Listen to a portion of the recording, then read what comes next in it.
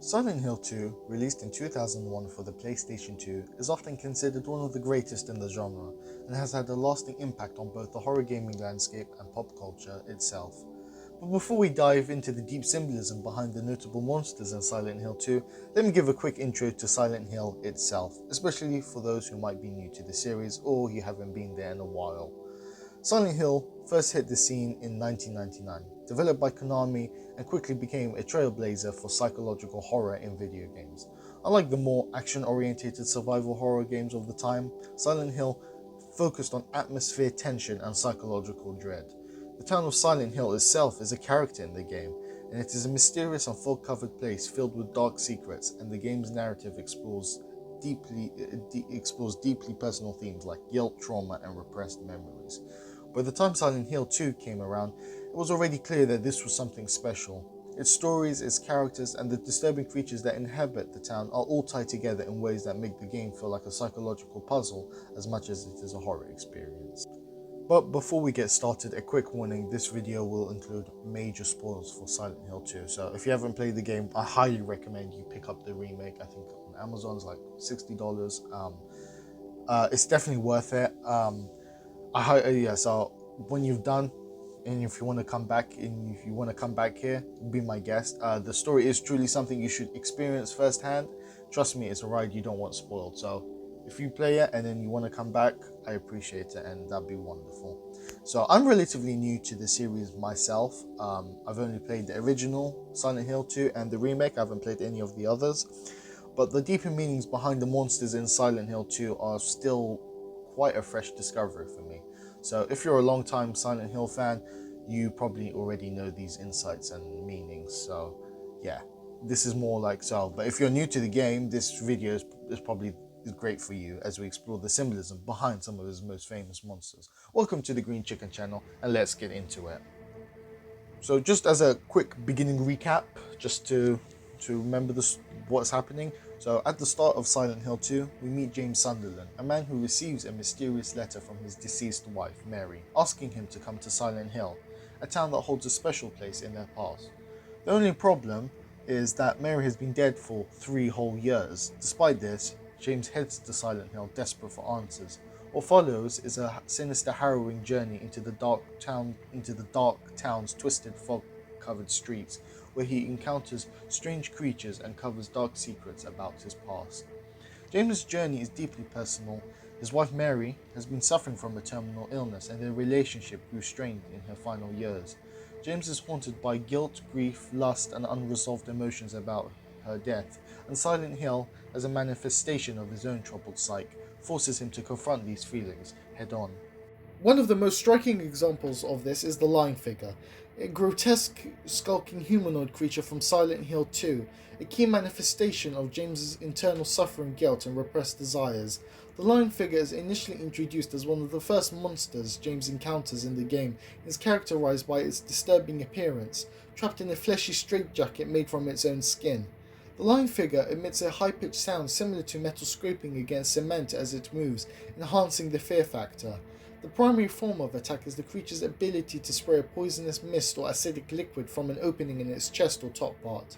In the original Silent Hill 2, the Lying Figure was relatively weak, but with the upgraded combat mechanics in the remake, the creatures are now much more aggressive, making it more dangerous and frightening, especially when you encounter them in dark corridors and they scurry around and go like that. The name Lying Figure, in quotations, carries significant meaning in the context of Silent Hill 2, referring not only to the image of Mary in her sickbed, but also to her corpse. When James first encounters the Lying Figure, he cannot remember how Mary truly died. However, he vaguely recalls driving her body to Silent Hill, hinting at his repressed memories. The Lying Figure's design is deeply symbolic. Its appearance as a humanoid encased in a fleshy straitjacket could be a reflection of Mary's physical confinement during her final days and James' emotional entrapment at her bedside.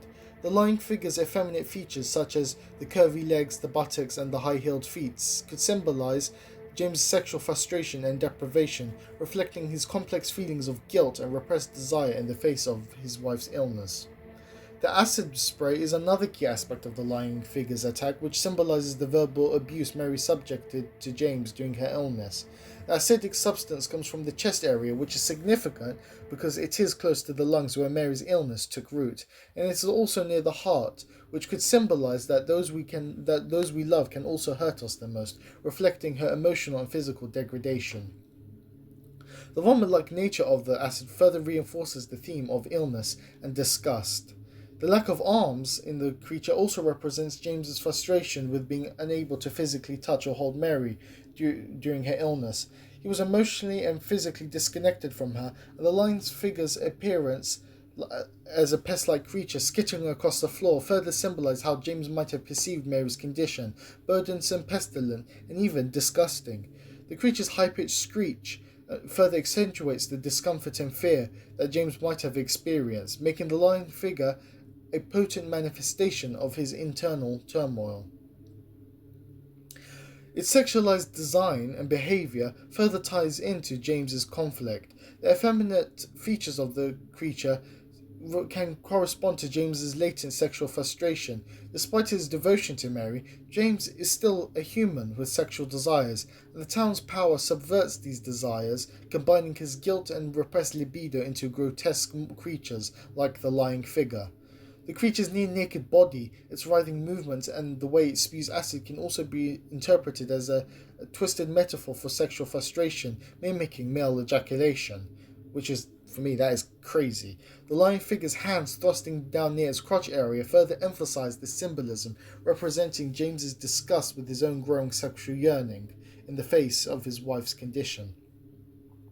The design of the lying figure, I think, is important to note that it was influenced by BDSM fashion in the early concept art, and the final design was also influenced by the atmosphere of figures in Francis Bacon's paintings, both of which draw on themes of pain, suffering, and restraint. Moving on to the second monster, the bubblehead nurses. These nurses wear provocative attire, exposing cleavage and sporting miniskirts. You'll soon see why I brought in what they're wearing. It'll play an important role. Their heads are twisted downward, appearing swollen, bloodied, and covered in gauze, with only their red, exposed jaws and teeth visible. In the fog world, the nurses are pale white, while in the other world they take on an orange-brown hue. These darker versions have black spines coming out of their heads and parasites on their backs, similar to the puppet nurses from the first Silent Hill game. The nurses are a staple of the Silent Hill series, with Silent Hill 2 featuring some of the most dangerous ones. While they were originally bulky and intimidating, they became even more of a nuisance in the remake, capable of dodging attacks and striking with heavy weapons. Want 2 strikes from them in the dark corridor, you're done for. Their head-thrashing movements add to their eerie presence, enhanced by the phenomenal sound effects. These nurses no longer haunt only the hospital, but appear throughout the whole game in other locations as well. Their design could suggest that the town is exploiting James's repressed sexual desires, turning them into a tool to torment him. The nurses' lack of faces that are replaced by bizarre masks could symbolize James's confusion and ambivalence, particularly in relation to Maria, the mysterious woman he meets shortly in the game.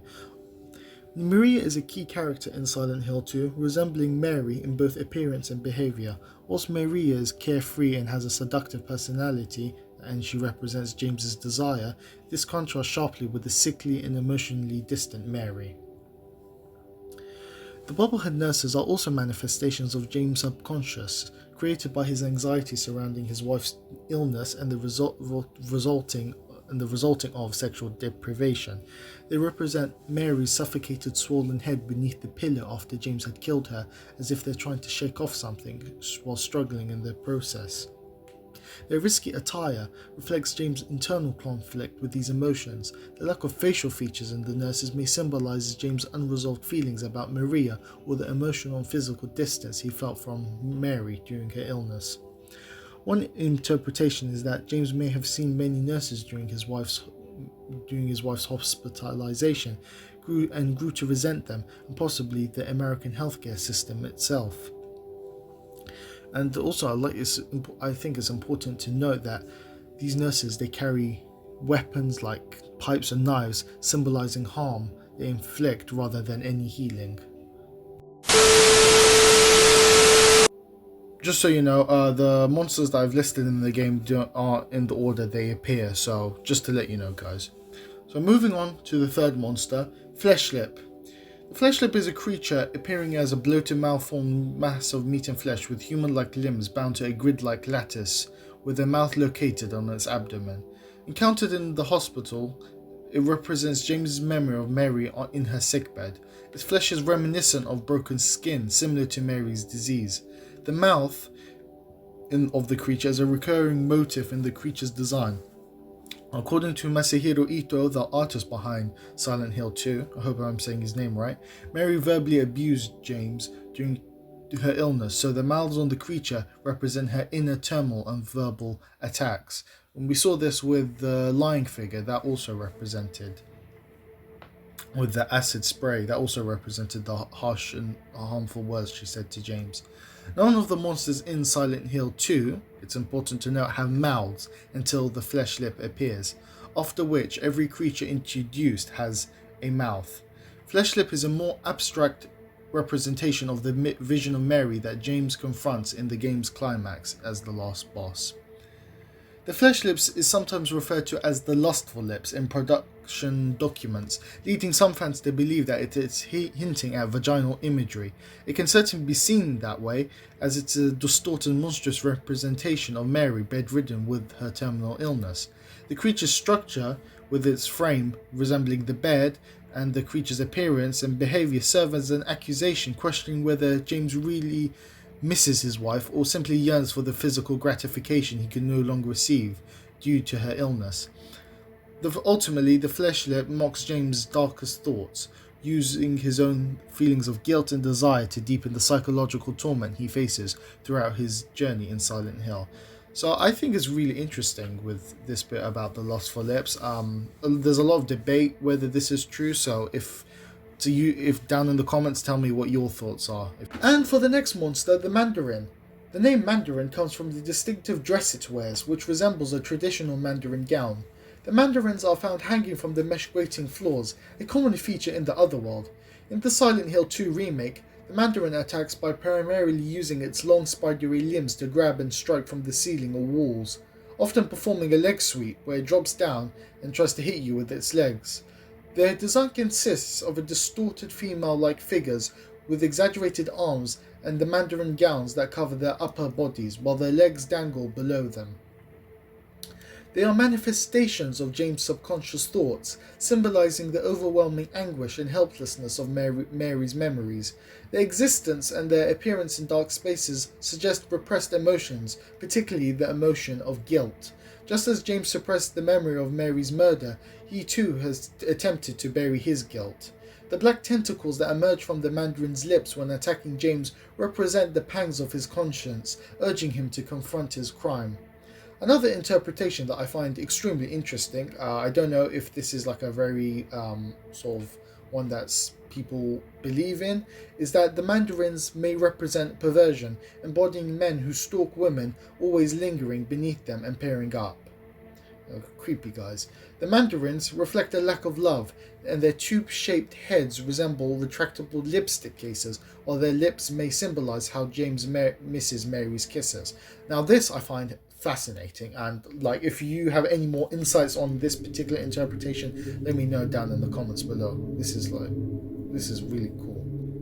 Yeah, and when I mean cool, I don't mean it in a creepy way. I just think like there's so much lore behind every monster and how the story pans out and the characters, so it's just a fascinating topic for me. And onward to the headless, armless, living sewing dummy creature, also known as the mannequin. These monsters consist of a feminine human torso clad in what looks like a leotard made from putrid skin, and the legs upon which rest two more legs standing upright, though they noticeably lack feet. They lack a fully human appearance because James refuses to remember who they represent or what they did to his late wife.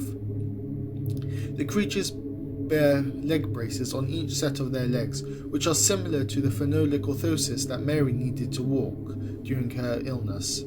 The creature have tubes on their abdomens, yes, I'm sorry, I stumbled on that, abdomens as well, which are also owed to James's memories of the hospital. Members of the team Silent, the game's creative team, such as Hiroyuki Awaku, I hope I'm saying that right, and Takayoshi Sato, took inspiration from Sigmund Freud's psychoanalytic theories during development. Some fans characterize James as a misogynist because of the mannequin's appearance, as they have been reduced down to somewhat of a sexualized state, but I think James is more three-dimensional than that. As I've explained with the lying figure, he feels guilty for his sexual frustration. He's a man in an amnesic fugue state, insane with his own grief over his dead wife. Obviously, sex is hardly a priority right then, but the town is reflecting his guilt back at him and his desire to be punished, even if he doesn't remember why. The creature's disturbing appearance with the armless, headless torso and its conjoined legs could reflect James's perception of Mary's transformation. As the body is distorted, divided, and broken, this could symbolize the loss of the woman James once knew and the physical and emotional breakdown of his relationship with her. The mannequin could also represent James's feelings of being disconnected from his own desires, as he's forced to reconcile his natural urges with his guilt. Its stance is motionless until disturbed by James's flashlight or proximity. This can mirror his denial and repression of his sexual frustration, which he refuses to confront until forced to do so. The addition of stealth mechanics and its blending in the environment in the remake highlight how James's desire, like these monsters, are hidden in the dark corners of his subconscious, waiting to be brought to the light and confronted.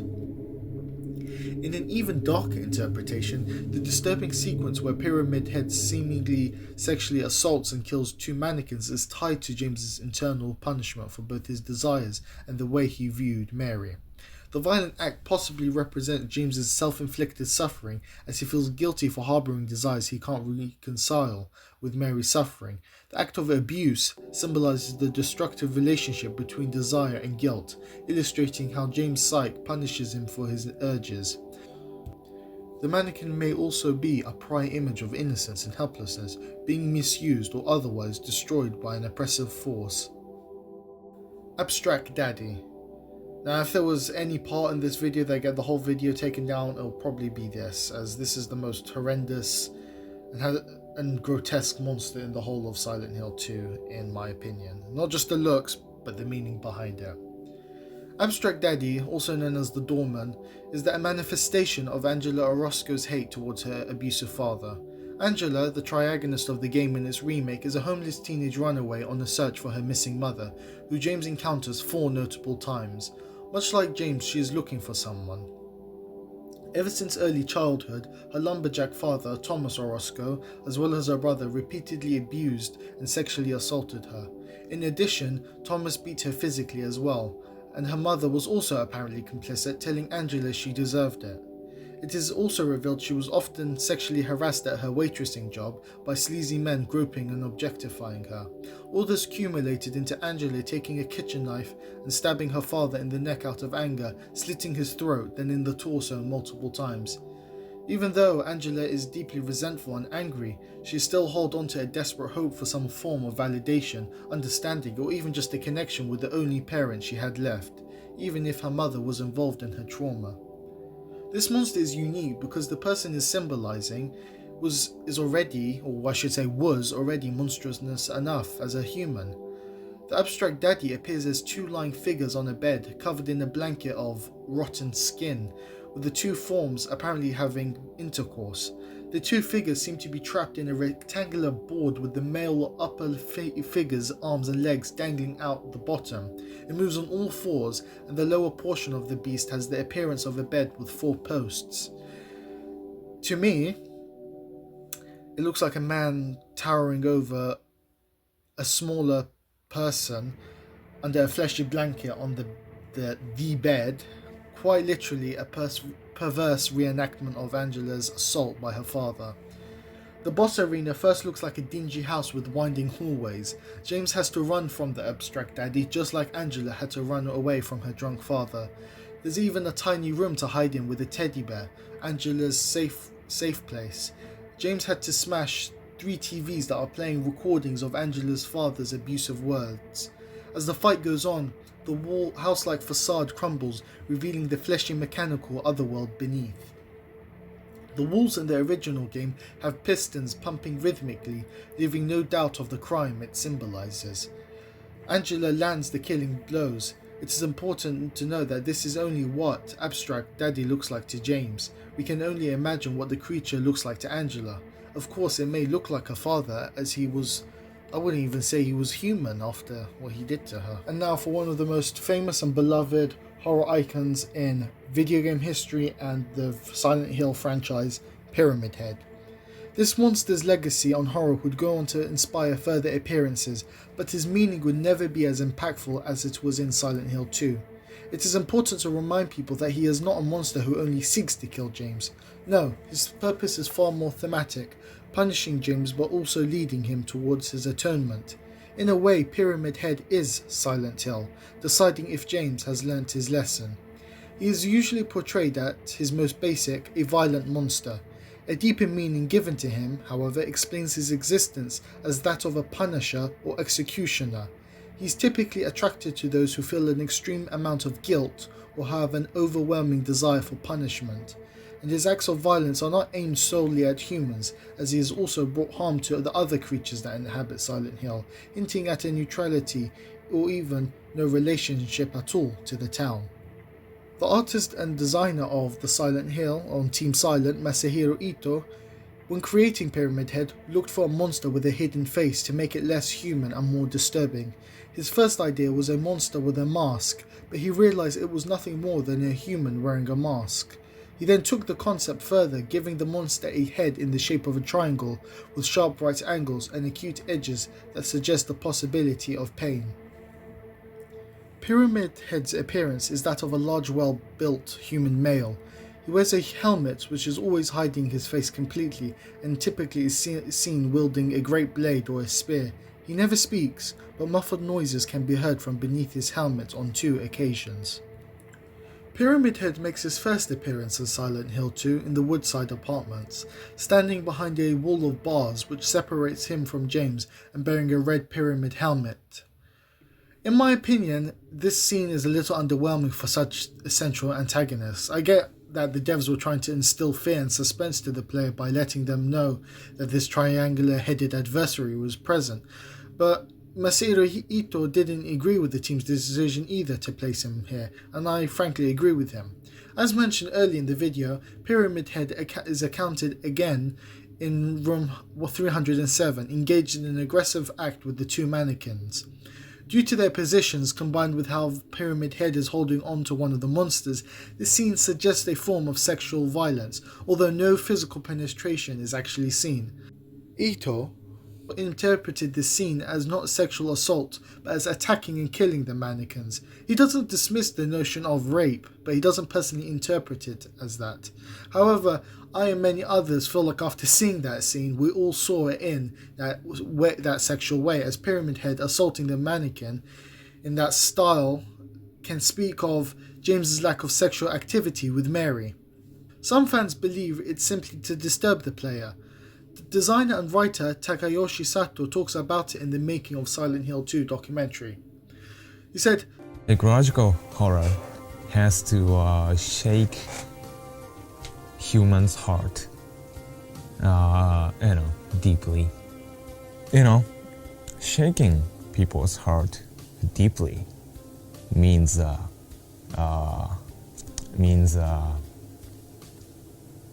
uncover people's core emotion and their core motivation for life.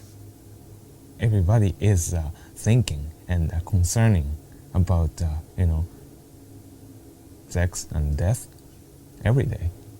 And if we want to scare or shake or touch the users or spectators, then we have to think about sex and death deeply. It is important to note that the 2024 remake still implied the notion of sexual assault, but it was in a much more ambiguous nature than the original, causing some people to accuse Bloober Team of censoring the scene as the scene wasn't clear compared to the original. Ito was working alongside Bloober Team though, so I reckon they were respecting his own interpretation in the remake. James later identifies it as the Red Pyramid thing when meeting Eddie Dombrowski, an insecure, mentally disturbed and severely bullied young man who is self-conscious about his weight and physical appearance. His troubled past draws him to Silent Hill. Though he's not a monster, I thought I would like to add him to the video, as he is also a symbol, possibly representing the murderous and deceiving aspects of James's mind. In the first encounter, he denies involvement with the corpse nearby, very similar to how James is under the delusion he didn't kill his wife.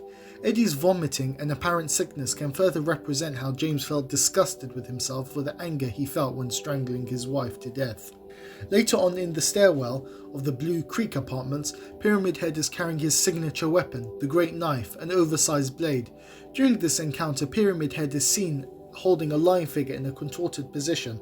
Once Pyramid Head sees James, he tosses the lying figure as if it was merely a pillow and begins his attack on James. The fight is cut short when the sirens blares, prompting Pyramid Head to walk away and get on with his own business, whatever that may be. So, Pyramid Head is an absolute beast, and he could have easily killed James, but that isn't the point. I believe he's testing James whether to see if he's ready for the dark journey ahead, whilst all the while, if you get too close to him, he punishes you with his powerful blows. I think it's also important to mention that Pyramid Head allows James access to previously unreachable areas on 2 occasions, when he drains the water in the apartment stairwell and when he pushes James off the roof at Brookhaven and into the special treatment area. This has led to the belief that Pyramid Head's goal is to lead him to accept the truth. As the other characters in Silent Hill 2 show a pronounced dualism in their behaviour, so too does James, who wants to suppress the memory of his crime and face up to it as well. Pyramid Head makes his next appearance at the end of the Otherworld Hospital. This time he is seen. He has abandoned his knife in favour of a spear. He chases, or should I say he strolls, with great purpose towards Maria and James, who are running through an underground corridor beneath the hospital. James reaches the elevator at the end of the hallway unscathed, but as James tries to hold open the doors for Maria, she is impaled and apparently killed by Pyramid Head's spear. It symbolises James' repression of the truth about Mary's death. The implication is clear: James killed Mary, and Maria's death is a painful reminder of that reality. At a deeper level, Maria is a manifestation created by Silent Hill to distract James from confronting his own guilt. She serves as a replacement for Mary, allowing James to indulge in selfish desires and avoid facing his emotions. Pyramid's role here is to force James to cast aside the fantasy of Maria and confront the truth of his actions, which is essential for his personal atonement. The death of Maria is not just a punishment, it is also a symbolic moment, encouraging James to stop living in the past and to face the harsh reality of his wife's death. A particularly symbolic moment in the remake is when James acquires Pyramid Head's great knife. This event can be interpreted as a nod to the fan theory that Pyramid Head is in some way a representation of James himself. According to this theory, underneath the helmet, Pyramid Head's appearance may resemble James. This idea aligns with the game's deeper psychological themes, as Pyramid Head is not just an external force, but a manifestation of James's guilt and desire for punishment. By wielding the knife, James is momentarily given power over the thing that has tormented him, reinforcing the connection between the two characters. And the final encounter with Pyramid Head is perhaps the most intense and symbolic. At the Otherworld version of Lakeview Hotel, James faces 2 Pyramid Heads. This encounter is both terrifying and crucial for James's understanding of his journey. The 2 Pyramid Heads kill Maria again, who appears to be trapped, tied up, upside down. This is a final act of punishment that drives home James' emotional and psychological struggle. However, it is here that James has his greatest revelation. He finally understands that Pyramid Head is a manifestation of his desire for punishment, a part of himself that he thought he needed in order to atone for his perceived sins. In that clarifying moment, James admits that he no longer requires this torment. As the fight progresses and after both Pyramid Heads have sustained enough damage, the two entities drive their spears into the ground and impale themselves into their heads, signifying that their work is done. They have served their purpose, helping James confront his guilt and ultimately guiding him toward the truth. Pyramid Head is not just a monster to be battled. He is a symbolic figure that represents the internal struggle. He is a test, a tormentor, a judge, and ultimately a catalyst for James's emotional and psychological growth. Each encounter with Pyramid Head challenges James to face his darkest secrets and confront the truth. By the end of the game, Pyramid Head's disappearance symbolizes James' acceptance of his guilt and his readiness to move on from the past. James has realized his guilt, and this revelation brings into focus the prior presence of Maria, as her existence is intricately tied to James's guilt. She is a mental construct formed from his inability to come to terms with the fact that he killed Mary. The born from a wish scenario also implies that Maria is not an independent being, but instead a desperate wish to see Mary again, even if it is only a figment of his imagination. The title Born from a Wish suggests that Maria is a creation of James's psyche, designed to fill the void left by Mary's death and offer him a form of redemption or escape, but she is also a painful reminder of his inability to let go of the past. As the game progresses, Maria's role expands. Initially, she appears as a companion, offering support and comfort to James. The Maria ending, succumbing to the illusion. In this ending, Mary's manifestation expresses anger towards James for creating Maria, which directly points to the boss as a representation of James's internal warning not to rely on the illusion of Maria as a substitute for Mario.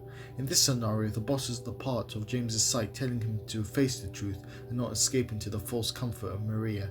However, as James defeats the boss, he ultimately succumbs to the town's illusion and decides to live with Maria, rejecting the truth of his past and choosing to remain in a fantasy. This is known as the Maria ending. However, this ending is often considered a bad ending because it is revealed that Maria is not healthy. After the boss fight, James and Maria leave Silent Hill together in a car, but Maria coughs before the screen fades to black. This cough is a sign of her terminal illness, which is revealed through a VHS tape of Mary early in the game. This moment is an eerie foreshadowing of what will inevitably happen to Maria, echoing the fate of Mary and highlighting the futility of James trying to replace one woman with another. In all the final boss fights, Mary transforms into a demonic moth-infested bedbound creature with a bed frame. This grotesque form mirrors her final moments in the hospital where she was confined to her sickbed. The moths, which are often symbolic of death in Japanese culture, emerge from the mouth, further reinforcing her role as a twisted reflection of her own death. Ironically, the tentacles Mary uses to strangle James, echoing his past actions, are present in the final form. This serves as a haunting reminder of the way James suffocated his wife with a pillow, overwhelmed by his confusion and emotional turmoil, ending her life in a desperate attempt to end her suffering. Just before I was going to upload this video, I just wanted to add this. So basically, I re-examined and replayed the game and discovered some more of the final boss dialogues and their context. So I have only a couple, but here goes. So the Leave ending. In the Leave ending, James is told, "You deserve to die too, James." This line could represent James's suicidal thoughts, his desire to escape the guilt and burden he feels from the murder. In this ending, the boss is a manifestation of James's wish to end his life. By defeating the boss, James is symbolically rejecting these suicidal impulses, allowing him to move forward and live his life once more without guilt or shame. The In Water ending, the final struggle for sanity. So in this ending, this boss represents the final remnant of sanity left in James's mind, preventing him from reuniting with Mary. This ending is one of the darker conclusions of Silent Hill 2. In this ending, James is unable to forgive himself for Mary's death. Racked with his inner demons, he drives his car into Toluca Lake, ending his life to be reunited with her in death. In his twisted perception, this was the ultimate escape from his guilt and the emotional pain of his past actions. As we reach the end of this video, one thing remains clear. The true nature of the monsters in Silent Hill are shrouded in mystery. The town itself, with its shifting reality, its nightmares and its distorted vision of James' psyche, births these creatures. But how does it do so? Perhaps it's all just one tremendous illusion, and it only exists for people who are tormented by their past traumas. A quote from Masahiro Ito that resonates deeply with the themes of Silent Hill 2 is this: "When I worked on designing creatures in Silent Hill 2, I really made them each have a meaning of appearance on the true reason of James's journey. because they are something like illusions from his subconscious, not only creatures to take the score.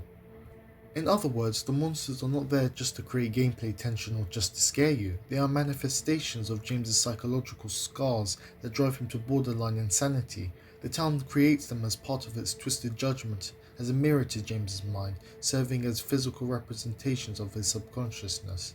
These sinister beings are not merely threats to overcome, they reflect his repression, remorse, and desire for self-punishment. However, the monsters can be left to all types of interpretation. What they mean to each individual player, how they reflect the deeper themes of grief, guilt, and redemption is ultimately up to you.